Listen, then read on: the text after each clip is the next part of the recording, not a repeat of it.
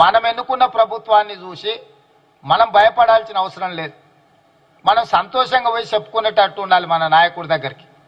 గత ప్రభుత్వం ఓట్లేసి గెలిపించిన ప్రజల్నే భయపెట్టి పోలీసులు కేసులు పెట్టి ఫోన్ ట్యాపింగులు చేసి ఎవరు ఏం మాట్లాడుకుంటారో ఎవరింట్లో భార్య భర్తలు మాట్లాడుకున్నా వినాలన్న దుర్మార్గమైన ఆలోచన గత ప్రభుత్వం చేసింది. ఆయన మాట్లాడుతుండే కేటీఆర్ కొద్దిమంది విన్నామని. ఏం పనే మంది సంసారాలలో ఏలు పెట్టి చూసే పని మీకు? ఎవడన్నా సిగ్గునోడు అట్లా మాట్లాడతాడా? ఇంటే విన్నాం కొంతమంది ఫోన్లు, ఇంటే ఏమవుతుందంట. ఎవడన్నా గిట్లా భర్తగించి ఎవడన్నా మాట్లాడతాడా? ఇంటే ఏమవుతుంది? అదే అవుతుంది. చెర్లపల్లిలో చిప్పకూడి తినాల్సి వస్తుంది. ఇప్పుడు వాళ్ళు చెప్పినట్టు ఇన్న అధికారులు ఈరోజు ఊసలు లెక్క పెడుతున్నారు. ఆయన అంతకంటే ముందే చెప్పినాం వద్దురని. ఆయన వాళ్ళు దుర్మార్గులు, దోపిడీదారులు, దొంగలు, వాళ్ళ మాటలు విన్నారంటే మీరు జైలుకు పోతారు.